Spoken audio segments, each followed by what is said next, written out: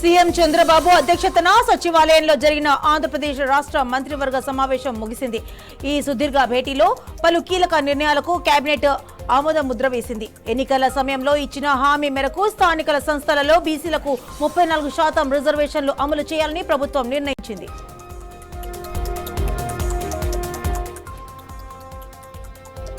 చర్లలో జిల్లా స్థాయి athletics selections తో ఉత్సాహంగా ప్రారంభమయ్యాయి. చర్లలో పోలీసు క్రీడా మైదానంలో నిర్వహించిన ఈ పోటీలకు SHO ఆలయం రాజు వర్మ, SI నరసింహారెడ్డి ఒలింపిక్ జెండాను ఊపి ప్రారంభించారు. చర్లలో నిర్మించిన 400 మీటర్ల ట్రాక్ అండ్ ఫీల్డ్ మైదానం అథ్లెటిక్స్ పోటీలకు ఎంతో అనువుగా ఉందని మహేందర్ తెలిపారు. గుంటూరులో GGH జూనియర్ డాక్టర్లు ర్యాలీ చేపట్టారు. స్టైఫండ్లు 30% పెంచాలని డిమాండ్ చేస్తూ పెద్ద సంఖ్యలో జూనియర్ డాక్టర్లు రోడ్డెక్కారు. పని ఒత్తిడి తీవ్రంగా ఉందని, పని భారం పెరుగుతున్నప్పటికీ తమకు అందుతున్న స్టైఫండ్ సరిపోవడం లేదని జూనియర్ డాక్టర్లు ఆవేదన వ్యక్తం చేశారు. అమరావతి మంతెన సత్యనారాయణ రాజు ఆశ్రమంలో అగ్ని ప్రమాదం చోటు చేసుకుంది. ఒక్కసారిగా మంటలు చెలరేగడంతో పేషెంట్లు భయంతో బయటకు పరుగులు తీశారు. అప్రమత్తమైన సిబ్బంది, అగ్నిమాపక సిబ్బంది మంటలను అదుపులోకి తెచ్చారు. మహబూబ్ నగర్ జిల్లా కేంద్రంలో కళ్యాణ లక్ష్మి, షాదీ ముబారక్ పథకాలను కొనసాగించాలని డిమాండ్ చేస్తూ బీఆర్ఎస్ శ్రేణులు ధర్నా నిర్వహించారు. ఈ కార్యక్రమానికి మాజీ మంత్రి శ్రీనివాస్ గౌడ్ హాజరై కాంగ్రెస్ ప్రభుత్వంపై విమర్శలు చేశారు. ఈ పథకం నిరుపేద కుటుంబాలకు ఆర్థిక భరోసాగా నిలిచిందని తెలిపారు. అమరావతిలో రాష్ట్రంలో పంఫర్ట్ స్టోరేజ్ ప్లాంట్ల ఏర్పాటుపై శాసన మండలిలో చర్చ జరిగింది. ఎమ్మెల్సీలు భీటీ నాయుడు, బీదా రవిచందర్, పేరబత్తుల రాజశేఖరం అడిగిన ప్రశ్నలకు మంత్రి గోటిపాటి రవికుమార్ సమాధానం ఇచ్చారు. రాత్రిపూట పీక్ అవర్స్ లో విద్యుత్ అవసరాలను తీర్చడంతో పాటు విద్యుత్ గ్రిడ్ ను సమతుల్యతను చేయడంలో పంప్డ్ స్టోరేజ్ ప్లాంట్ ను కీలకంగా పనిచేస్తాయని మంత్రి తెలిపారు. మాతృభాష తెలుగును పరిరక్షించేందుకు విద్యా వ్యవస్థలలో సమూల మార్పులు తీసుకురావాల్సిన అవసరం ఉందని ఎమ్మెల్యే యార్లగడ్డ వెంకట్రావు అన్నారు. రాష్ట్రంలో విద్యారంగంలో ప్రభుత్వం చేపడుతున్న సంస్కారాలను అభినందించారు. తెలుగు భాష అభివృద్ధికి బడ్జెట్లో 10 కోట్ల రూపాయలు కేటాయించిన ముఖ్యమంత్రి చంద్రబాబు నాయుడు ధన్యవాదాలు తెలిపారు. కడప జిల్లాలో భారతీ సిమెంట్ పరిశ్రమకు సంబంధించి సంతకాల సేకరణపై గ్రామస్తులు అభ్యంతరం వ్యక్తం చేశారు. పరిశ్రమకు అనుకూలంగా సంతకాలు సేకరించేందుకు కొంతమంది ఉద్యోగులు గ్రామానికి రావడంతో స్థానికులు వారిని ప్రశ్నించారు. నంద్యాల జిల్లా ఆత్మకూరు మండల కోటాల చెరువు గ్రామంలో 9 ఏళ్ల చిన్నారిపై అమానుష జరిగింది. మార్కెట్లో దొంగతనం చేసిందనే ఆరోపణతో చిన్నారిని ఓ దుకాణ నిర్వాహకుడు విద్యుత్ స్తంభానికి సుమారు 3 గంటల పాటు కట్టేసినట్లు కుటుంబ సభ్యులు ఆరోపిస్తున్నారు. హన్మకొండ జిల్లాలో బీఆర్ఎస్ నేత, ప్రభుత్వ మాజీ చీఫ్ విప్ ధాన్యం వినయ్ భాస్కర్ ను పోలీసులు అరెస్ట్ చేశారు. అనంతరం ఆయనను KU పోలీస్ స్టేషన్ కు వెనుక ఉన్న వర్క్ షాప్ కు తరలించారు. గతంలో మావోయిస్టులను ఇంట్రోగేషన్ చేసేందుకు ఉపయోగించిన బెటాలియన్ వర్క్ షాప్ లోనే వినయ్ భాస్కర్ ను పోలీసులు అదుపులోకి తీసుకున్నారు.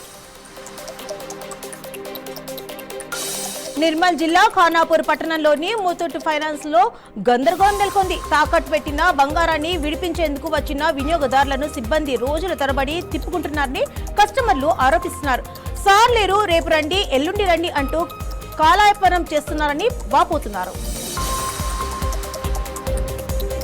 కడప జిల్లా వేంపల్లిలో నూతన కమాండ్ కంట్రోల్ సెంటర్ ను జిల్లా ఎస్పీ షెల్కే నచికేత్ విశ్వనాథ్ IPS ప్రారంభించారు. పట్టణంలోని ముఖ్య ప్రాంతాలు, ఎంట్రీ, ఎగ్జిట్ మార్గాల్లో పబ్లిక్, ప్రైవేట్ భాగస్వాములతో 44 CC కెమెరాలను ఏర్పాటు చేశారు. నంబర్ ప్లేట్ రికగ్నిషన్ టెక్నాలజీతో పాటు డ్రోన్ కెమెరాను కూడా అందుబాటులోకి తీసుకొచ్చారు. హైదరాబాద్ లో భారీగా కల్తీ నెయ్యి గుట్టు రట్టయింది. ఫాస్ట్ ఫుడ్ సేఫ్టీ అధికారులు 130 కేంద్రాల్లో సోదాలు నిర్వహించారు. 25.5 టన్నుల కల్తీ నెయ్యితో పాటు మొత్తం 36 టన్నుల పదార్థాలను సీజ్ చేశారు. పామ్ ఆయిల్, వనపతి స్పోర్ట్స్ కృత్రిమ ఫ్లేవర్లతో కల్తీ నెయ్యి తయారు చేస్తున్నారని, ప్యూర్ దేశీ నెయ్యి పేరుతో పూజా కేంద్రాలను హోటళ్లకు సరఫరా చేస్తున్నట్లు అధికారులు గుర్తించారు.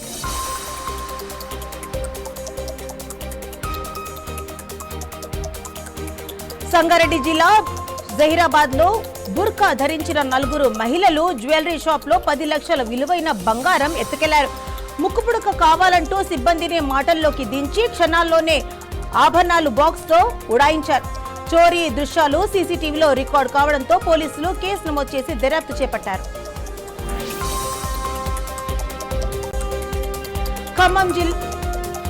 ఖమ్మం జిల్లా కొనిజర్ల మండలం తనికేళ్ల గ్రామ సమీపంలో రోడ్డు ప్రమాదం జరిగింది. ఖమ్మం నుంచి మదిరా వెళ్తున్న ఆర్టీసీ బస్సు ముందు వెళ్తున్న లారీని ఓవర్టేక్ చేసే క్రమంలో ఢీకొట్టింది.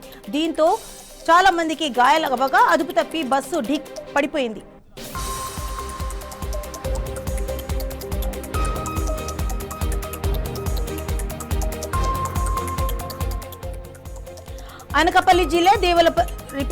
అనకాపల్లి జిల్లా దేవరపల్లి మండలంలో భారీ గిరినాగు హల్చల్ చేసింది.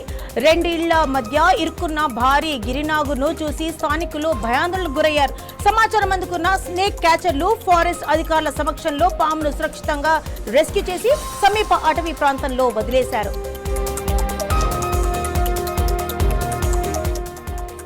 వనపర్తి కాంగ్రెస్ పంచాయతీ గాంధీ భవన్ కు చేరింది. మాజీ మంత్రి చిన్నారెడ్డికి వ్యతిరేకంగా ఎమ్మెల్యే మెఘారెడ్డి అనుచరులు నినాదాలు చేశారు. చిన్నారెడ్డి హటావో, కాంగ్రెస్ బచావ్ అంటూ నినాదాలు చేశారు. ఎమ్మెల్యే మెఘారెడ్డి టీపీసీసీ అధ్యక్షుడు మహేష్ కుమార్ గౌడ్ ను కలిసి చిన్నారెడ్డిపై ఫిర్యాదు చేశారు. కేసీఆర్ మళ్లీ ముఖ్యమంత్రి కావాలని ఆకాంక్షిస్తూ బీఆర్ఎస్ నాయకులు పాదయాత్ర చేపట్టారు. ఆసిఫాబాద్ జిల్లా వాంకిడి నుంచి ఎర్రవల్లి వరకు ఈ పాదయాత్ర కొనసాగుతుంది. ఈ నెల 10 నుంచి బీఆర్ఎస్ నాయకులు తిరుపతి శంకర్ పాదయాత్రను ప్రారంభించారు.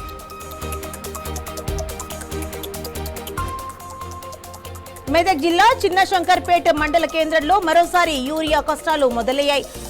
అగ్రోస్ రైతు సేవా కేంద్రం వద్ద యూప్ లో బుక్ చేసుకుని 24 గంటలు గడుస్తున్న యూరియా అందలేదని రైతులు ఆవేదన వ్యక్తం చేస్తున్నారు. యూరియా కోసం రైతులు పెద్ద సంఖ్యలో బారులు తీరారు.